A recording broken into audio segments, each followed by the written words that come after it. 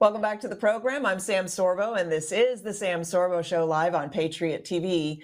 My next guest is a senior executive with more than 30 years of management and business experience. His name is Troy A. Miller. He comes to us as the president and the CEO of the National Religious Broadcasters, which is one of the finest conventions that I've been to. Welcome to the program, Troy Miller. Thanks, Sam, for having me today. Yeah, you guys are really knocking it out of the ballpark. And when I come to the NRB, I've actually invited friends who are not part of broadcasting, religious broadcasting or any broadcasting, and they've come to the convention and they've absolutely loved the entire thing. They've come to two so far. They just enjoyed it so much.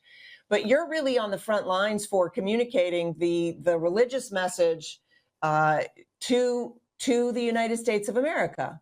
And how did we get so far off track that we don't think that this is a Christian nation? Yeah, it's a really interesting, I would say, look, a lot of what happens in the public sector today has gotten us there. We've looked at the sexual revolution over the last 3 or 4 decades. We've looked at the continued move to liberalism and particularly today into even more socialism that's gone on in the campuses. And we've really seen recently just an isolation of Christian voices. That's one of the things that NRB works the hardest on, is to keep all of these broadcasters and Christian programmers who want to speak into the public sector to be able to do that and do that without any opposition. And that's a tough road today.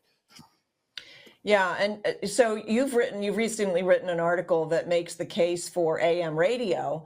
A lot of people are just thinking AM radio is a dinosaur. It's a thing of the past. What's the point? But actually, it's actually a refuge. I love that. That's great image. It's a refuge for people because it's really on AM radio that you find the conservative message advanced. I did radio for almost 4 years, every day, 3 hours a day, nationally syndicated. So I remember those days, and it was a speak freely, say your piece. People could call in and have a conversation with you. You're making the case that it's good for hurricane, for when other things go down, which obviously, yeah, sure. But why do you think it's important to make the case for AM radio? Well, look, you said it there. AM radio's top 2 programming on AM radio is conservative talk and Christian talk and teaching. And so if you're a rural kid like me that grew up in rural Nebraska in a farm country, you listen to AM radio for all of your news. You'd lived out far enough, you didn't get an FM signal. And when the tornado season came, or as you said, as we talked about, when hurricane season's on, AM radio, the AM frequency has the ability to go through those storms and that kind of interference well more than FM can do. And certainly cell phones, the first thing that usually goes in a natural disaster is the cell phones are down. So AM radio provides a lot of service. Over 90 million people depend and still listen to AM radio today. And this real fight isn't really about AM radio and whether AM radio is antiquated or not. The market can figure that out. This fight's about who controls the information in the car.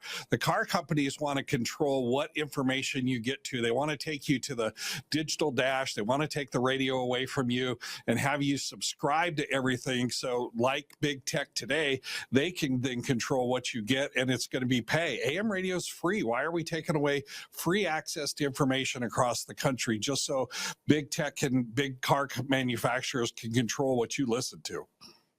That is really fascinating because I recently read an article about how airline companies no longer are so much in the business of flying people around. They have changed their business model to credit cards. And so their main business is now credit cards, which then you go, how does that work? But it's actually all about information control. And you're right. The car companies are now in the business, not just selling cars, but controlling information. And so how do we fight back against that? Because I want to keep my free AM radio and my wonderful AM radio hosts. Yeah, and you want to keep that free access, as you said. So, look, call your congressman and call your senator. The House has already passed the AM Radio on the Dash Act, and we have to get it through the Senate now. And of course, the Senate is controlled by the Democrats with Schumer, and they're all about controlling information. So, we really need them to hear from you, from the audience, to say, look, we want the AM radio. We want free access to information. We don't want to have to subscribe to everything. And we don't want to have the car company controlling that store to say what apps we can and can't have in our car. Yeah, wow.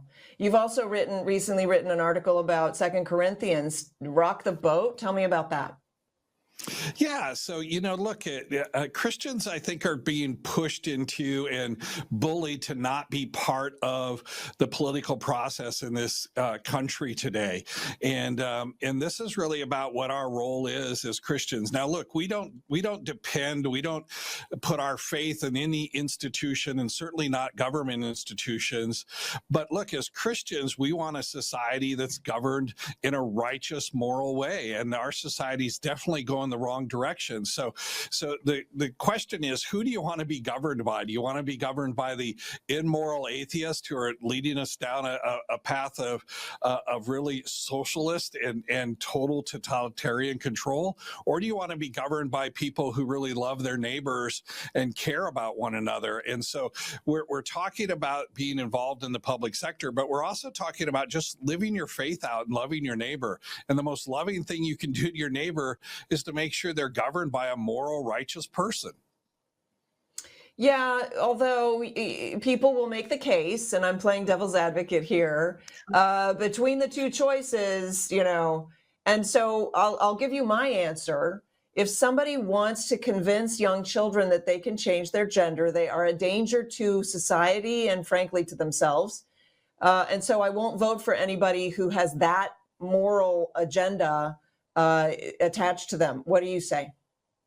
Yeah, absolutely. Not just convince young children, but they want to indoctrinate young children to get them to that point, to where they think that their gender is the wrong gender. We don't let kindergartners can't make decisions about life. No parent would let them. And now you're going to let them make a decision and let school teachers and counselors influence them into that decision that will affect them for the rest of your lives. That's completely immoral. Plus, we have the whole pro-life, and this all goes back to that. We value life as being the image of God. We are created different from anything else in this world, and we value that. But if you don't value that as a basic fundamental foundation, then everything else falls apart. And that's where you get to this whole mutilization of children that's going on today. How can you care about kids if you don't care about life from the beginning? Oh my gosh. And I do love that argument. And I've heard that argument made in different ways. But basically, if you don't care about a baby inside the womb, there's no way you can convince me that you care about the baby outside the womb. And I just mentioned on the show, in the state of California, they're walking a bill through that would that proposes abortion be illegal up until I can't remember if it's 3 or 6 weeks post-birth. Post-birth.